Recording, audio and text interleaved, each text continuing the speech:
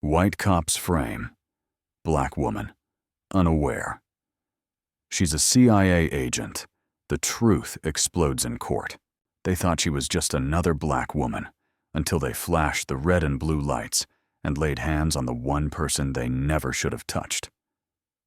Subscribe and tell me in the comments where you're watching from. Arlington, Virginia, 12:17 a.m.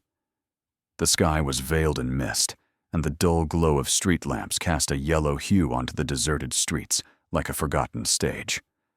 No voices, no car horns, only silence, the kind that, to seasoned agents like Orally Campbell, was always the first sign of a shift.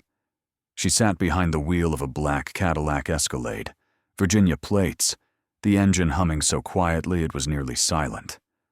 Orally, 34 years old, hair pulled back in tight curls, wore thick black-rimmed glasses and an olive khaki jacket that made her look like a data analyst just getting off work, utterly unthreatening to anyone.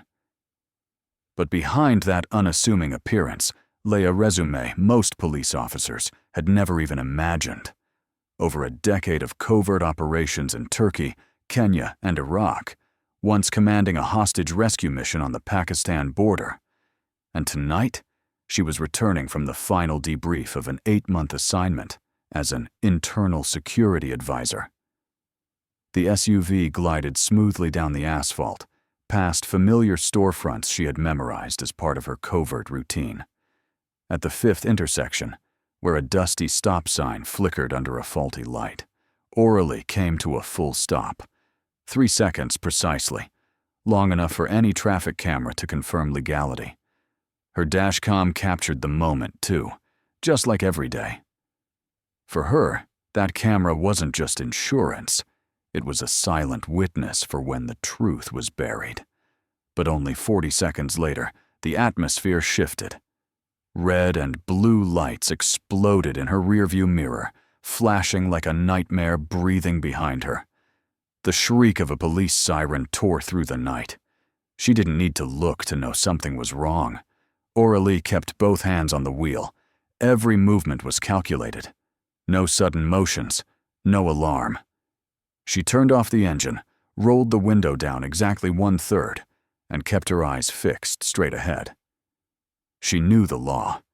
And more than that, she knew what it meant to be a black woman in America, where survival could hinge on the disposition of whoever was approaching the driver's side window. From the patrol car behind, 2 female officers stepped out. Sergeant Bambolina, tall, blonde, with the rigid demeanor of an ex-military officer, and Officer Jessica, shorter, younger, eyes sharp as blades but clouded with bias.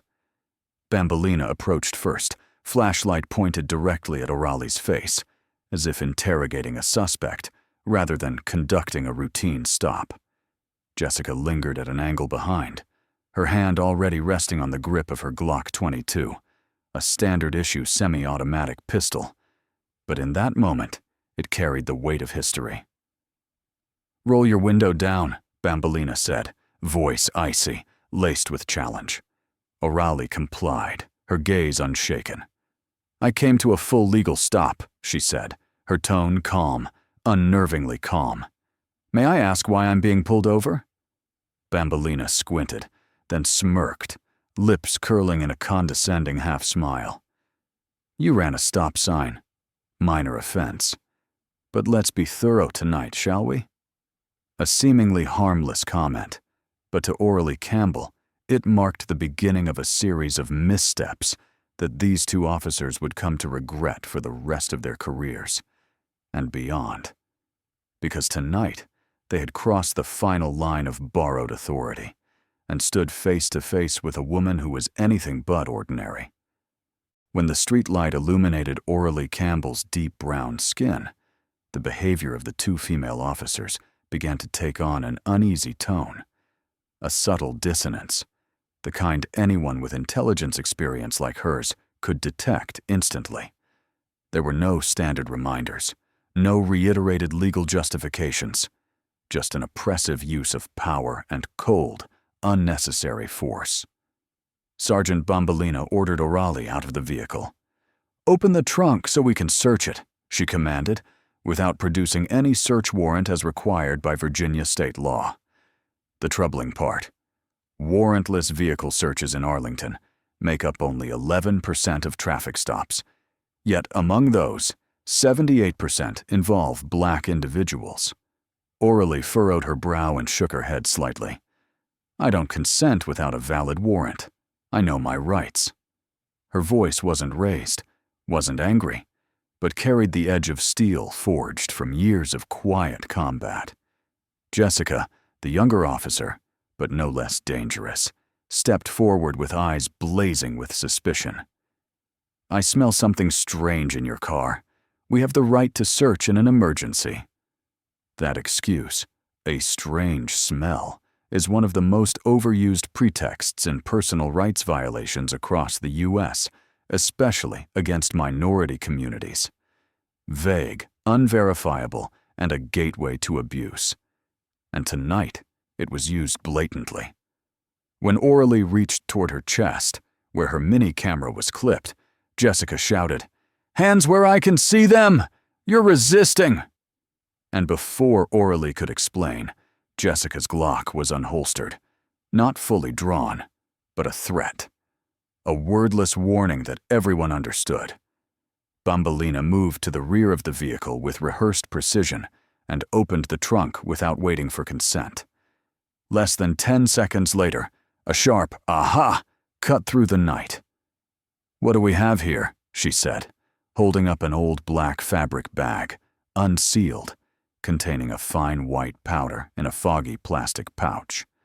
No gloves, no documented evidence photo, no external witness. Orally looked at the object in their hands, then into their eyes, unshaken. She knew. She was certain it hadn't been there 5 minutes ago. And more than anyone, she understood. This wasn't just misconduct. It was a crime, committed by those sworn to uphold justice. "You sure you want to play this hand?" she asked, voice like steel honed by years of betrayal. Jessica didn't answer, only reached for the number. 4 handcuffs on her belt, while Bombolina pulled out a counterfeit arrest warrant. No body cams, no digital copy in the system. They read the charge aloud. Possession of a controlled substance. Suspected intent to distribute. Orally didn't resist. She held out her hands, her eyes calm, like a lake before the storm. "Fascinating," she whispered. As she was led toward the patrol car, her gaze swept across every detail. The patrol unit's license plate, tire brand, the scratched-off Arlington Division 22 decal, and a small, crooked "Back the Blue" sticker on the rear windshield. As she was pushed into the back seat, she heard Jessica mutter to Bombolina, "She's not local. Has a weird accent. It should be easy to sway the jury." Bombolina chuckled flatly. "Black SUV, alone after midnight. It's perfect." But what they didn't know was that they were the ones playing the wrong role. Because in Orally's mind, the ordinary citizen disguise had just peeled away. The game had shifted, and in that moment, with the faint press of her index finger to the edge of her coat, where a micro-sized emergency device was hidden, she activated Echo Black. It was a Level 3 emergency protocol reserved for agents unlawfully attacked on U.S. soil, an encrypted signal that would reach Langley within 45 seconds. From that point forward, everything would be recorded. And a storm named Justice was quietly forming from the most silent coordinates. Police Station 14 sat tucked behind an old gas station and a 24/7 donut shop on the east side of Arlington, a place that appeared harmless, but had long served as the hub for police activities, shaded in ambiguity. It was at this very station that Orally Campbell, arrested under a scenario, was thrown into holding cell number 3 at exactly 1:03 a.m. The cell was barely 6 square meters, with a frigid cement floor, a steel bench bolted to the wall, and a rusty iron door. Directly across was the evidence storage room, separated only by a thin partition wall where unprocessed items were kept. In the eyes of the officers here, this was the end of the power line, a place where they believed no cries for help would be heard. "Big fish," Bambolina whistled as she shoved O'Reilly into the cell. "We're getting a bonus this weekend." Jessica burst into laughter, pulling out her phone like she was about to text her boyfriend the good news. In the break room in back, where the microwave made an annoying beeping sound, they told 3 other night shift officers that they had just arrested a black woman in a luxury car carrying drugs. No one asked further questions. No one checked IDs. In the stale air filled with the scent of weak coffee and leftover donuts, indifference had become a collective reflex. But Aurelie wasn't the type to sit and wait for her fate to be decided.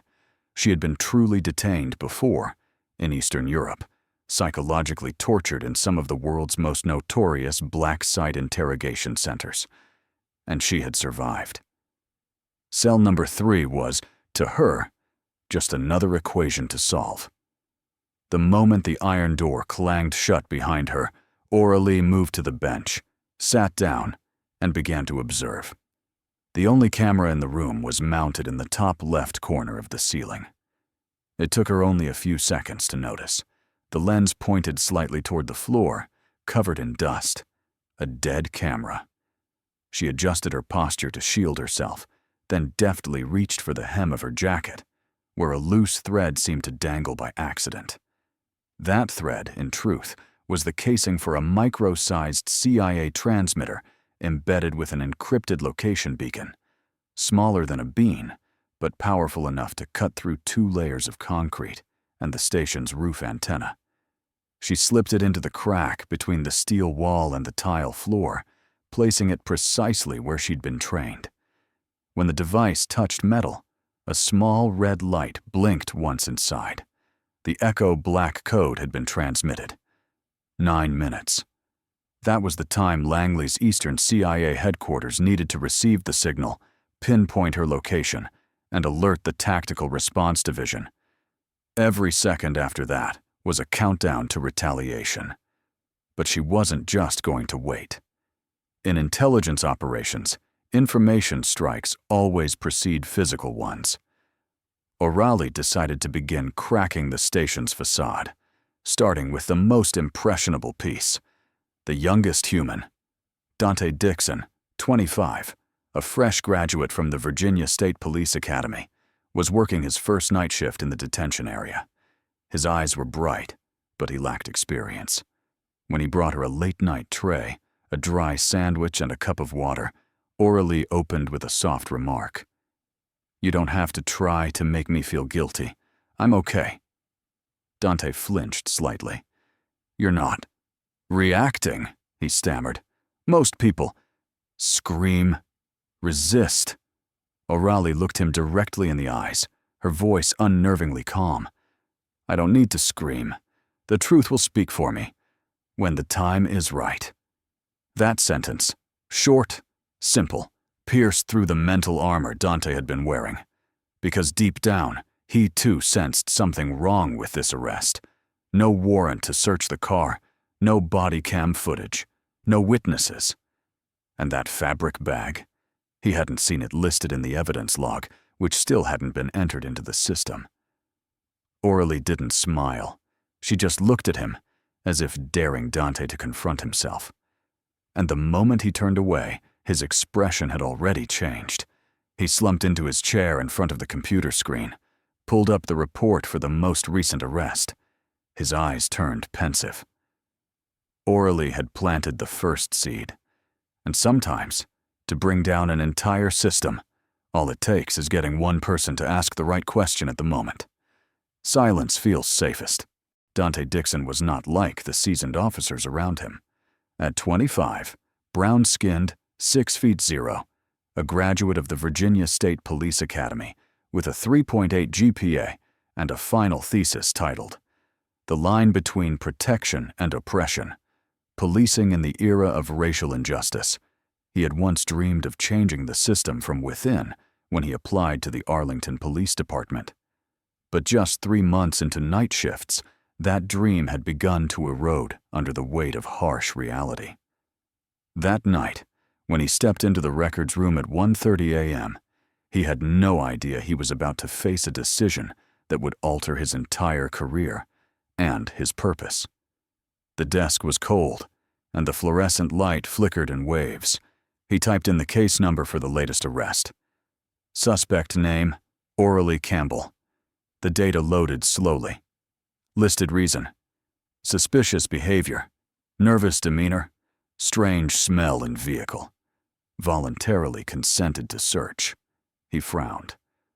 While Orally was flagged as suspected possession of controlled substances, there was no attached search warrant, no witness report, and no footage from the officer's body camera.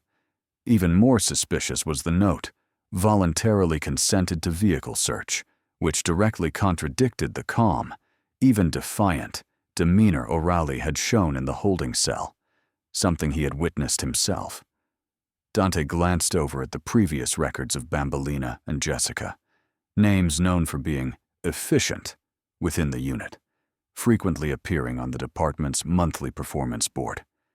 He pulled up their arrest logs from the past 18 months, 42 arrests, 30 of which involved minor drug charges, and 31 of the individuals were Black or Latins. The overlap was alarming. In nearly all those cases, the reasons for arrest were eerily identical: minor infraction, unusual behavior, strange smell from vehicle. More telling, 85% of those incidents had no stored body cam footage, either due to device failure or unsynced recording. Dante swallowed hard. A bitter taste welled in his chest. What he had long suspected was now laid bare in numbers. And Orally? She was still sitting in cell number 3, as still as stone, her eyes unmoving, yet carrying a kind of warning. Not resignation, but anticipation. Why isn't she afraid? Dante wondered. Why doesn't she panic like the other innocent people I've seen? He recalled what she'd said when he delivered her meal. I don't need to scream. The truth will speak for me when the time is right. And now he felt it. Maybe this was the time. Dante turned back to the station's external camera logs. The surveillance system is updated in real time over a 72-hour window. He rewound the footage from 12:15 to 12:35 a.m. from the angle outside the precinct entrance. His hand froze as a crucial frame appeared. Jessica stepping out of the patrol vehicle, her left hand holding a black fabric bag, the same type now recorded as evidence against Orally. But what took Dante's breath away was the position. She retrieved it from the patrol car's trunk. Not Oraly's vehicle. He zoomed in, capturing every frame.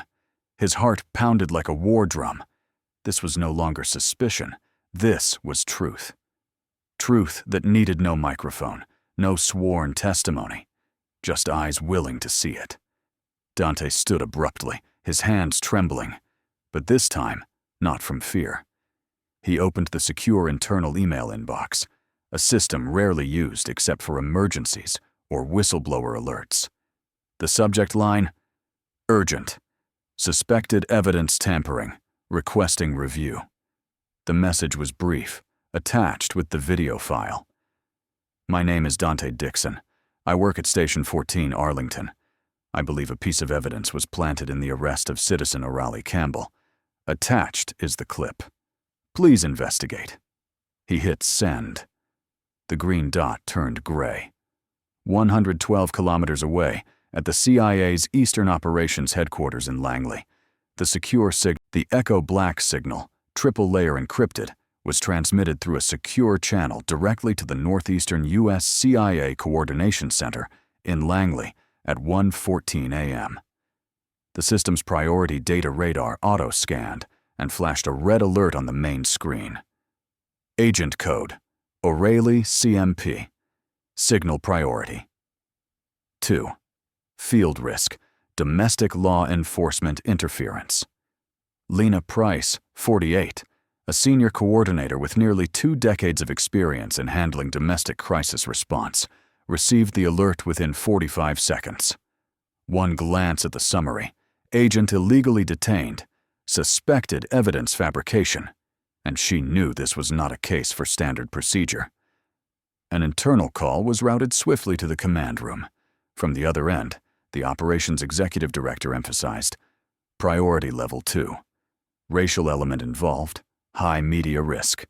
Act fast, decisively, no exposure of identity. Lena nodded. Understood. Initiate level 3 response. Target: Arlington Precinct, 14.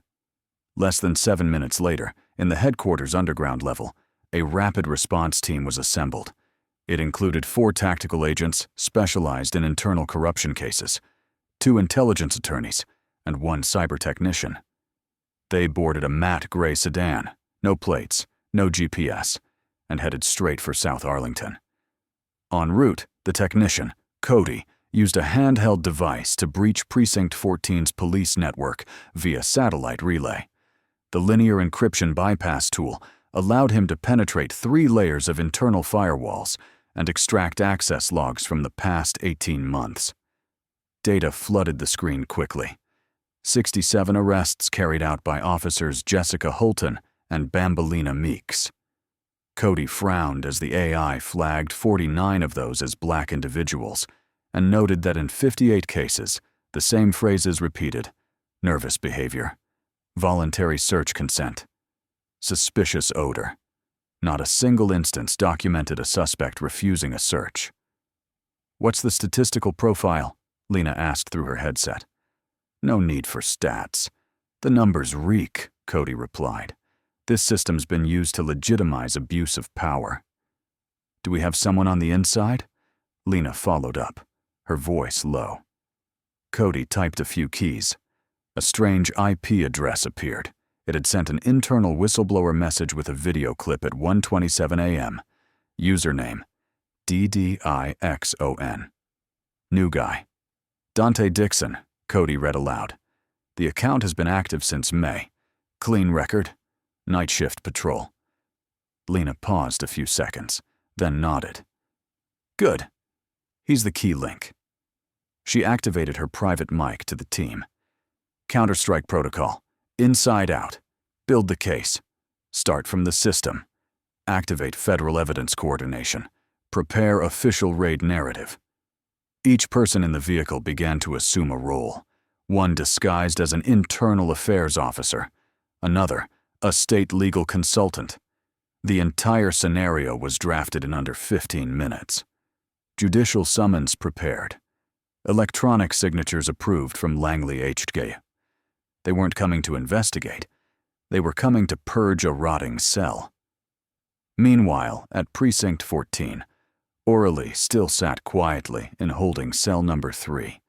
The bench beneath her was cold as stone, and the dim flicker of the fluorescent light above only added to the room's chill. Her eyes were closed, her head gently resting against the wall. Each heartbeat was a countdown. A veteran like her knew, victory doesn't come from reacting. It comes from waiting for the precise moment. And right now, she knew the silent gears of justice were beginning to turn. She didn't need to scream, didn't need to make a call, didn't need to prove anything. All she needed was to remain silent and let those out there, the ones she had once trained, now move on her behalf. The truth was awakening, and those who believed they had trapped an anonymous black woman had no idea they had just touched a node in the most covert apparatus of the United States. And when that machine moves, no one is exempt. Dawn in Arlington began like any other day. Gray skies, a gentle breeze, and the streets gradually waking to their usual rhythm. But inside Precinct 14, the air was no longer calm. At 7:26 a.m., 3 unmarked black SUVs glided slowly through the main gate. No sirens, no flashing lights. Yet every footstep that followed from those vehicles rang like a death knell for those who had grown too comfortable in the shadows of power.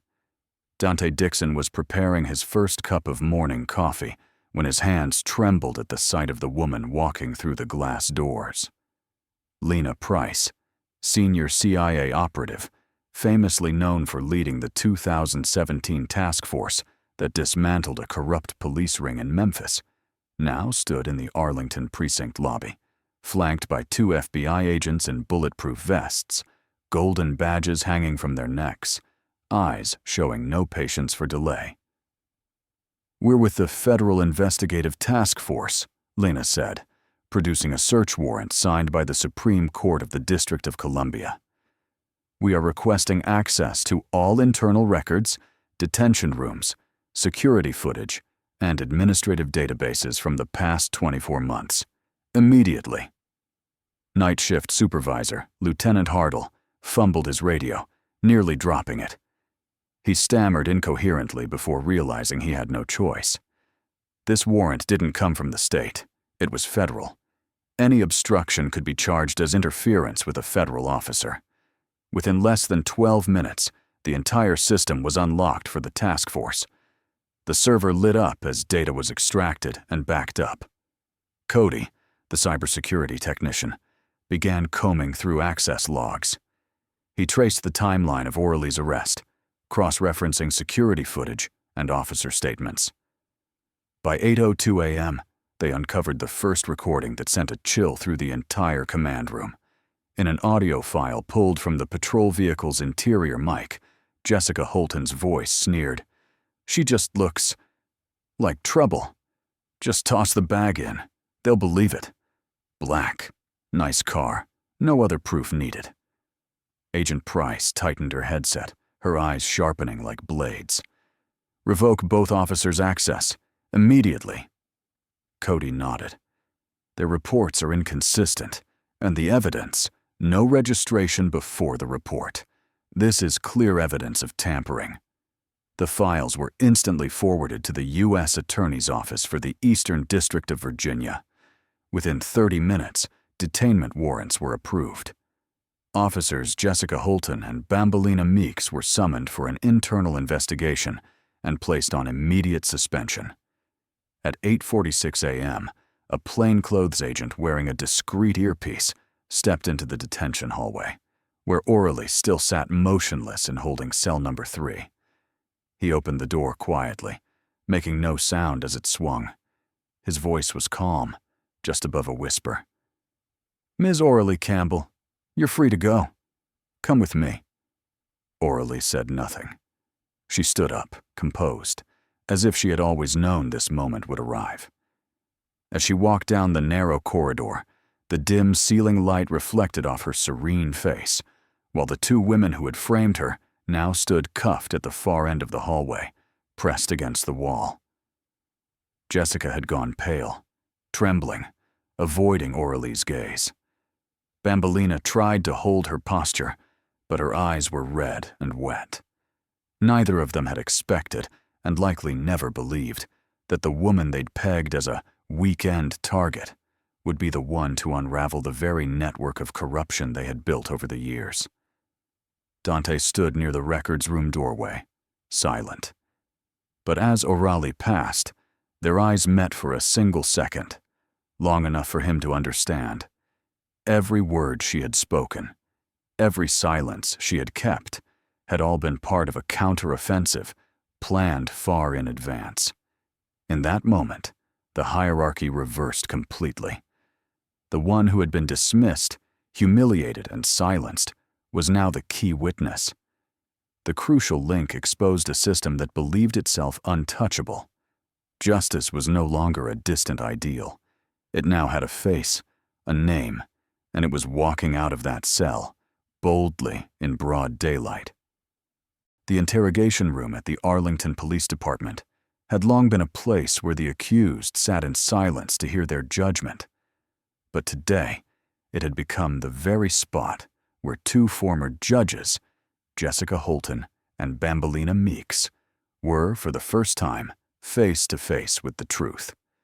The room was cold, gray-walled, with surveillance cameras recording 24/7, and the harsh fluorescent lighting only intensified the pallor on the faces of the two women who once held the power to decide the fates of others.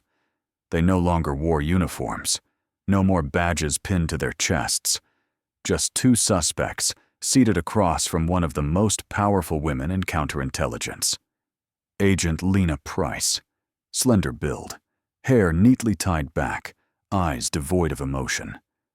Price didn't need to raise her voice. She simply laid a thick stack of documents on the metal table. The color photos displayed every detail clearly. Jessica reaching into the patrol car's trunk, Bambolina holding the black fabric bag, with the street lamp behind them showing the words, Jefferson District, Camera 382 in sharp focus. "Do you know what the new traffic cam on Jefferson Corner recorded?" Price asked, her voice light as air. But it was that very lightness that stretched the room tight like a wire. Jessica lowered her head, biting her lip as if to chew through her guilt. Bambolina held on to the last scraps of pride. "We were following protocol. Police are allowed to search during exigent circumstances. What protocol allows an officer to bring evidence to a scene before searching the suspect's vehicle?" Price cut in, her eyes unblinking. A button was pressed. The sound from the mic sewn into Orly's jacket filled the silence. "She won't know." Black SUV. Who cares?" A short laugh followed the sentence, sucking the air from the room. Jessica burst into tears, covering her face with trembling hands. Bambolina hadn't folded yet, but her breathing quickened. "You don't have enough to convict. That's just words." "Then watch this," Price said, pushing forward a red-bound dossier. 67 arrests over 18 months. 49 victims were black. Of those, 38 were sentenced to jail. And not a single lawyer requested camera footage. Why? Because no cameras were ever working. Bambolina fell silent. Jessica slumped into her chair, whispering, "I didn't think it would go this far. I just followed her lead." "Her?" Price raised an eyebrow. "You mean Bambolina?" Jessica gave a quiet nod. The first cracks had formed, and for specialists like Lena Price, a single fracture was enough to shatter an entire wall of lies. "Both of you will have the chance to speak with a federal prosecutor," Price said, her voice like ice. "I recommend you cooperate. This isn't just an individual case anymore. This is a pattern of organized criminal conduct, and you are at the center of it." Price collected the files and stood. Before leaving the room, she glanced once more at the two women, not with interrogation in her eyes, but with the look one gives to those who bet against their conscience. And lost. Stepping into the hallway, Lena found Dante Dixon waiting outside. He stood straight, clutching a folder tightly, copies of the evidence he'd gathered during the night. His eyes were still red, unsure whether from sleep deprivation or the pressure of the past 24 hours. "You did well," Price said, offering the first brief smile of the day. "You just saved a woman from injustice, and maybe an entire system from rotting through." Dante nodded, but in his eyes there was both relief and fear, because he knew doing what's right isn't always easy. But sometimes, a single quiet decision is enough to bring down an entire culture of deceit that's lasted too long. And today, right where justice had once been twisted, a young officer had made the first crack. Less than 2 hours after the FBI confirmed the evidence fabrication at the Arlington Police Department, the media erupted like a storm never seen before. On news channels, the faces of the two female officers, Jessica Holton and Bambolina Meeks, flashed alongside glaring red headlines. 2 Arlington officers arrested for framing, black citizen. Victim turns out to be CIA agent. CIA triggers, echo black alert, local police, cross legal boundaries. Justice system in Arlington shaken. Who will be held accountable? From CNN to MSNBC, from The Guardian to The Washington Post, every outlet scrambled for every detail, every second of airtime. The single image of Orly Campbell, taken from behind as she walked out of the police station beside Agent Lena Price, became a symbol of a black woman's resilience in the storm of a broken system. However, Orally never appeared on television. She refused all interviews, every media call. The reason wasn't just confidentiality. The CIA immediately classified her file as top secret level 3, but also because she knew her story didn't need her face to carry weight. It was Oraly's silence that further ignited public outrage as people began to understand. If even a CIA agent could be framed because of her skin color, what chance did ordinary citizens have? Meanwhile, the Federal Department of Justice announced it would reopen all 67 cases involving Jessica and Bambolina over the past 18 months. A preliminary report revealed that at least 31 of them showed clear signs of wrongful conviction, including 12 individuals still serving time. Captain Thomas Keene, chief of Arlington Police, held a press conference that afternoon. His voice was hoarse, his eyes sunken, as he announced his resignation. I take responsibility for allowing such a system to operate under my supervision. I am sorry. 5 other officers who had worked with Jessica and Bambolina during those arrests were also suspended, pending an internal investigation. City Hall formed a special oversight committee, including representatives from the black community, civil rights attorneys, and advisors from the American Civil Liberties Union. For the first time in city history, a civilian oversight body was granted direct access to internal police records and the power to propose reforms directly to the State Department of Justice. The Virginia State Police Academy was also forced to act. That same week, an official update was issued. All current trainees and active duty officers would be required to complete a 14-week course on racial awareness, the history of racial oppression, and civil rights under the 4th and 14th Amendments. At the FBI, Dante Dixon, the records officer once deemed not ready for field duty, was invited to speak at the 2025 internal conference in Langley. He didn't say much, simply stood up, thanked his colleagues, and said, "I didn't do anything heroic. I just stopped pretending I didn't see." As he left the auditorium, a middle-aged black woman stopped him. She didn't give her name. She just hugged him tightly, tears in her voice. 5 years ago, my son was wrongfully arrested by those same 2 officers. He lost his scholarship, lost his faith. If someone like you had been there, then maybe his life would have been different. That sentence was never recorded in any official report, but it was the reason people like Dante exist, and why justice should never be reduced to a slogan. That day, in Arlington, Virginia, justice was no longer an abstract concept. It had a face, a name, blood, and tears. And after years of being silenced, it finally spoke. Loud, undeniable, and unstoppable.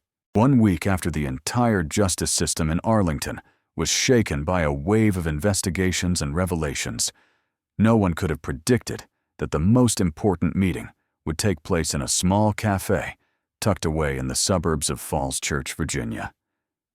The cafe was called Noir and Bloom, a quiet place, free of media lenses, police sirens, or noise, only the scent of Ethiopian coffee and soft jazz playing from a Marshall speaker resting on an old wooden shelf. Oraly Campbell arrived early. She chose a table by the window, where the morning light filtered through thin glass and gently touched the sleeve of her pale gray sweater. Her black hair was neatly tied back, leaving no trace of the woman who had once sat in a cold jail cell. In front of her was a cappuccino, topped with a skillfully crafted milk foam leaf. Simple, but it seemed she had begun to reclaim a bit of balance after the storm. Dante Dixon walked in, still lean and tall, wearing a deep brown canvas coat and a crossbody backpack. He scanned the room, saw her, and gave a small nod before walking over. There was still a hint of awkwardness in the way he pulled out the chair and sat down, but his eyes held sincerity and a gratitude words couldn't capture. "You look better than I expected," he said, after a few seconds of silence. Orally let out a soft laugh. I thought so too.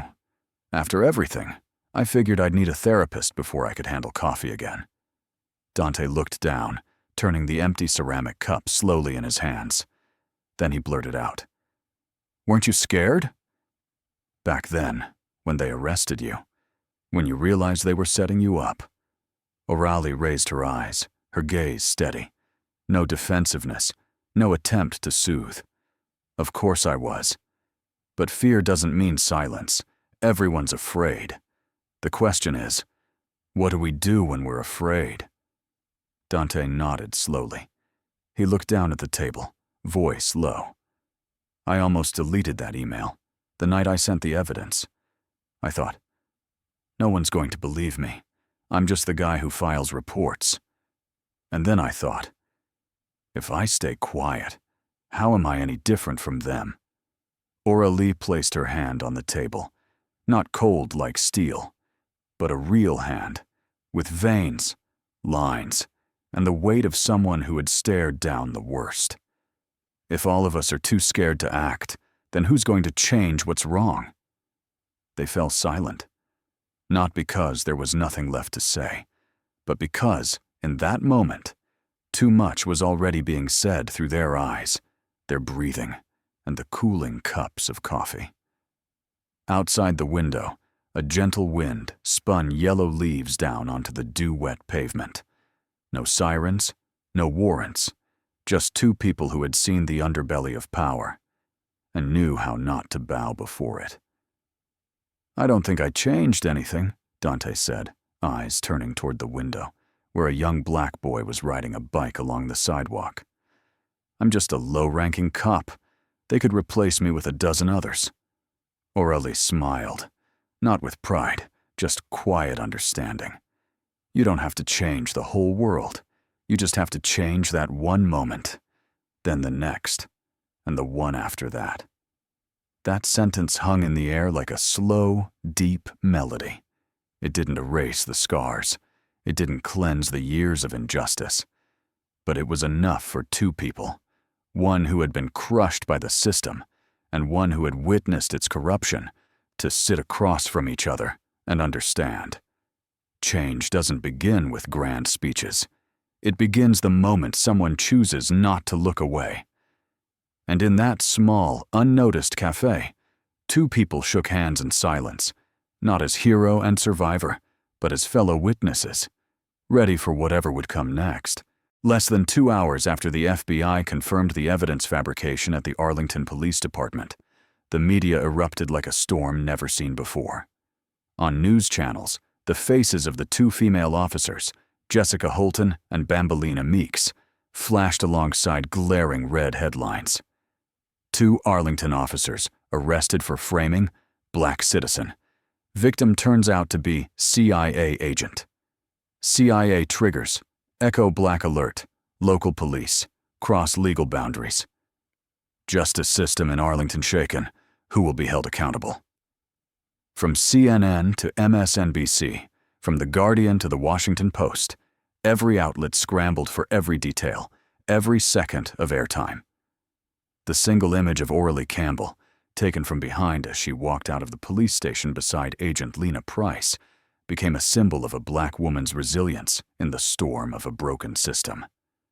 However, Aurélie never appeared on television. She refused all interviews, every media call. The reason wasn't just confidentiality. The CIA immediately classified her file as top secret level 3, but also because she knew her story didn't need her face to carry weight. It was Aurélie's silence that further ignited public outrage as people began to understand. If even a CIA agent could be framed because of her skin color, what chance did ordinary citizens have? Meanwhile, the Federal Department of Justice announced it would reopen all 67 cases involving Jessica and Bambolina over the past 18 months. A preliminary report revealed that at least 31 of them showed clear signs of wrongful conviction, including 12 individuals still serving time. Captain Thomas Keene, chief of Arlington Police, held a press conference that afternoon. His voice was hoarse, his eyes sunken, as he announced his resignation. I take responsibility for allowing such a system to operate under my supervision. I am sorry. 5 other officers who had worked with Jessica and Bambolina during those arrests were also suspended, pending an internal investigation. City Hall formed a special oversight committee, including representatives from the Black community, civil rights attorneys, and advisors from the American Civil Liberties Union. For the first time in city history, a civilian oversight body was granted direct access to internal police records and the power to propose reforms directly to the State Department of Justice. The Virginia State Police Academy was also forced to act. That same week, an official update was issued. All current trainees and active duty officers would be required to complete a 14-week course on racial awareness, the history of racial oppression, and civil rights under the 4th and 14th Amendments.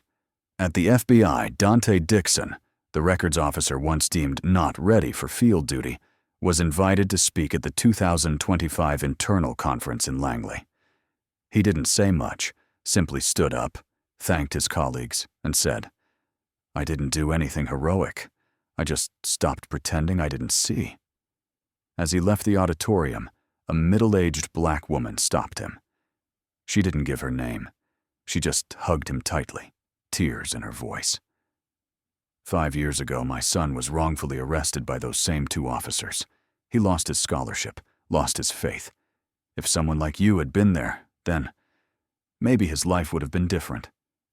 That sentence was never recorded in any official report, but it was the reason people like Dante exist, and why justice should never be reduced to a slogan. That day, in Arlington, Virginia, justice was no longer an abstract concept. It had a face, a name, blood, and tears. And after years of being silenced, it finally spoke. Loud, undeniable, and unstoppable. No more black SUV, no dash cam, no cold steel handcuffs. Only a black woman, once silenced by the system, now dismantling its rot from within. The story in Arlington didn't end with applause. It began again, as history always does, repeating the lessons we refuse to learn. And at every street corner, every precinct, every vague report, there will always be someone who thinks they can trample others without consequence, until the day they meet the wrong person. And that wrong person won't give a warning. She'll arrive, silent, and do what the system has evaded for far too long. Return justice to where it belongs. I hope you enjoyed this story. Like the video and subscribe so you won't miss the next one.